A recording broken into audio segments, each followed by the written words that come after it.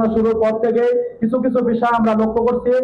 বাংলাদেশ জামাত ইসলামের দাঁড়িপাল্লা প্রতীকের ভোটারদেরকে ভয়ভীতি প্রদর্শন করা হচ্ছে, এজেন্টদেরকে হুমকি দেওয়া হচ্ছে, আমাদেরকে কিছু জায়গায় ব্যানার ফেস্টুন ছিঁড়ে ফেলা হচ্ছে। এই ব্যাপারে প্রশাসনের জুডিশিয়াল দায়িত্বে যারা রয়েছে তাদেরকে অবগত করেছি, লিখিত অভিযোগ দিয়েছি, কিন্তু আশানুরূপ ফল আমরা পাই নাই। আপনারা অবগত আছেন যে আজকে আগামীকালকে সকাল 7:30টার সময় আনুষ্ঠানিক প্রচারণা শেষ হতে যাচ্ছে। ত্রয়োদশ জাতীয় সংসদ নির্বাচনে গত 22 তারিখ থেকে যে প্রচারণা শুরু হয়েছিল, উৎসবমুখর পরিবেশে এই আয়োজন চলছে। আমরা আপনাদের সার্বিক সহযোগিতা পেয়েছি।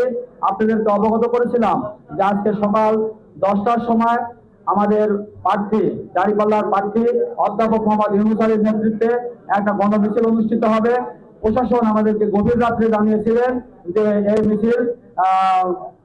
মিছিলের আয়োজন করা যাবে না। পাশাপাশি আরো কিছু বিষয় নিয়ে আপনাদেরকে অবগত করছিলাম। সংবাদ সম্মেলন আয়োজন করার পূর্ব মুহূর্তে ডিসি মহোদয় এই আসনের নাটোর জেলার রিটার্নিং কর্মকর্তা মহোদয় আমাদেরকে নেতৃবৃন্দকে ডেকেছিলেন। আমরা নাটোর জেলা আমির অধ্যাপক ডক্টর মীর নুরুল ইসলামের নেতৃত্বে জামাত ইসলামের দায়িত্বশীল বৃন্দ ডিসি সাহেবের কাছে আমরা মত বিনিময় করেছি। তাদেরকে আমরা আশ্বস্ত করেছি আমাদের শান্তিপূর্ণ এই মিছিল অনুষ্ঠিত হবে, গণমিছিল অনুষ্ঠিত হবে। এই মিছিলে কোন রকমের ভাইলেন্স হবে না, কোন রকমের যানবাহন ব্যবহার হবে না, কোন রকমের সমস্যা হবে না। আমরা শান্তিপূর্ণভাবে সুশৃঙ্খলভাবে আমরা গণমিছিল আমরা অনুষ্ঠিত করব, এটা বলে এসেছি। আমাদের টাইমটা যেটা 10টায় ছিল, এটা বিকাল 3:30টায় অনুষ্ঠিত হবে। এই গণমিছিল আমরা অনুষ্ঠিত করব ইনশাআল্লাহ। এ ব্যাপারে আপনাদের সার্বিক সহযোগিতা কামনা করছি। আমরা বিকাল 3:30টায় মাদ্রাসা মোড় স্বাধীনতা চত্বর থেকে শুরু হয়ে শহর প্রদক্ষিণ করে রেল স্টেশন বাজারে গিয়ে আমরা শেষ করব। এরপরে আমাদের যে কথা সেটা আমরা প্রচারণা শুরুর পর থেকে কিছু কিছু বিষয় আমরা লক্ষ্য করছি। বাংলাদেশ জামাত ইসলামের দাঁড়িপাল্লা প্রতীকের ভোটারদেরকে ভয়ভীতি প্রদর্শন করা হচ্ছে, এজেন্টদেরকে হুমকি দেওয়া হচ্ছে, আমাদেরকে কিছু জায়গায় ব্যানার ফেস্টুন ছিঁড়ে ফেলা হচ্ছে। এই ব্যাপারে প্রশাসনের জুডিশিয়াল দায়িত্বে যারা রয়েছে তাদেরকে অবগত করেছি, লিখিত অভিযোগ দিয়েছি, কিন্তু আশানুরূপ ফল আমরা পাই নাই।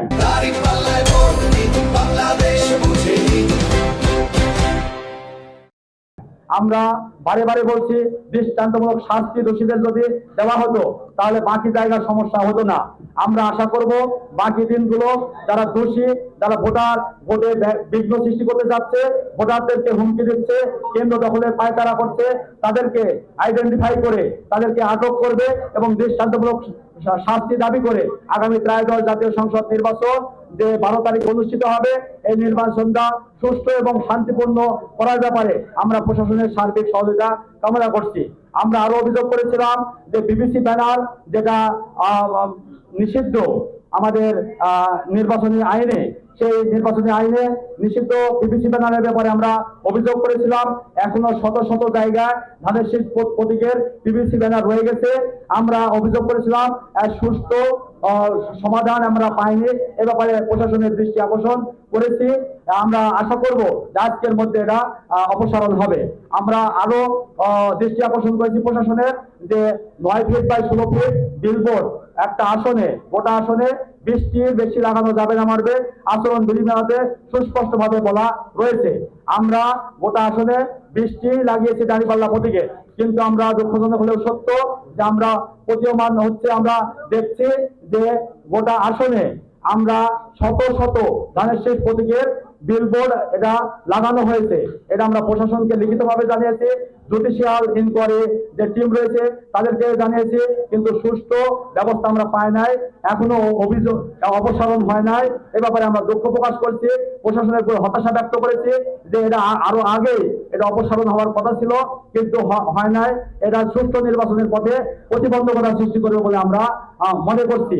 আমরা আশা করছি আজকের মধ্যে এই 9 ফিট বাই 16 ফিট যে বিলবোর্ড যেটা 20টির বেশি লাগানো উচিত না, আচরণ বিধিমালাতে সুস্পষ্ট লঙ্ঘন, আমরা আশা করব আজকে দুপুরের মধ্যে এটা অপসারণ হবে এবং প্রশাসন এই ব্যাপারে সার্বিক ব্যবস্থা নেবেন বলে আমরা আশা করছি।